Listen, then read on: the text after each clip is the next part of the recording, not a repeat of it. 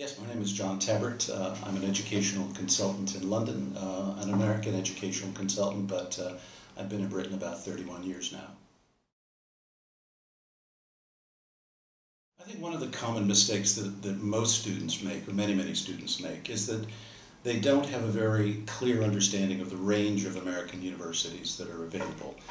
They tend to think in terms of brand names that they're familiar with, and they're not familiar with very many brand names. So you end up with just a handful of institutions rather than the 4,000 that are available to, in theory, to look at. I think that's one of the mistakes. I think also students are not quite aware of how the admission process works, what the priorities are, what are secondary issues, etc. And I think that one of the big issues, the other big issues, is that they don't understand how to match up their academic profile or their overall profile with the profile of a given university. And I think that what American universities are trying to do is they're trying to make a match. They're trying to say, this is our known candidate of success. These are the students that have been here. This is what they've brought academically, socially, etc. And I think they're trying to make that kind of a fit to ensure that the student is going to thrive in that particular educational environment.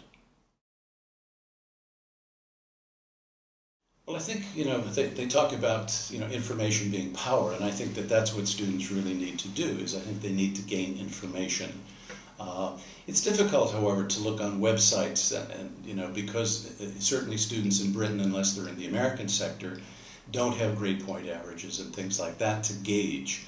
So I think one of the most common things that they can do, perhaps one of the most effective, is to look at the kind of SAT or ACT scores that the universities are looking for, so what I would call the normal expectation levels. So if a university has a critical reading middle 50% range of 650 to 750, and you're at 400, you're probably not a very good fit for that particular institution. So I think that's hard data that is available. It's available on websites, it's available in guidebooks. I think that's a very useful place to start the process. Again, a lot of people are looking at universities that fall into members of the Ivy League. And the Ivy League, people need to remember, is only 8 universities, and they're all on the East Coast and all up in that, sort of northeastern quadrant. There are a lot of great other universities that could be what are called the public Ivies, universities that are of the quality of Ivy League universities or other top universities, places like University of Michigan, College of William and Mary, University of Virginia. There's a number of, I think there are about 8 or 9 public Ivies, and some that are, of that sort of quality as well. I think there are also a lot of very fine liberal arts colleges that America has to offer. These are smaller institutions. They tend to be undergraduate only in the main, so you'll find an age range of about 18 to 22. There's some excellent liberal arts colleges that focus really on undergraduate teaching, and that's what a lot of students are looking for. So there's a lot of quality.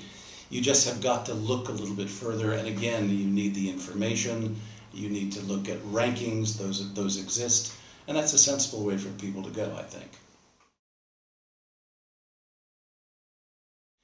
Well, I think one of the things I say to all of my student clients, and I think it's eminently sensible, is start this process with yourself. Everybody's been in school for X number of years. They've worked their way up through the educational system. There must be things about education they love. There may be things about education they loathe. And make certain that you include yourself. With all respects to dads and moms and teachers, give thought to what's important to you. Size of institution, geographic setting. It's a big country. There are great universities northeast, south, and west. Environment. Are you looking for an urban setting? Are you looking for a rural setting? Are you looking for ultra-competitive, et cetera, et cetera? To me, that's a great way to begin the process, because you can say, okay, I want only West Coast, which usually means California. I don't want state university. Thus, all of a sudden, the list goes down and down and down. I think that's a sensible way.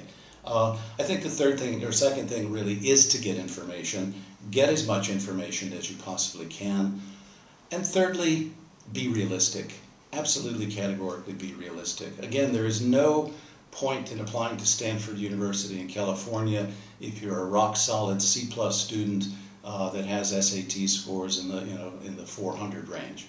You may get into a lot of fine American universities with that, but you're not going to get into, let's say, a Stanford University. So I think it's prudent to be realistic about your prospects.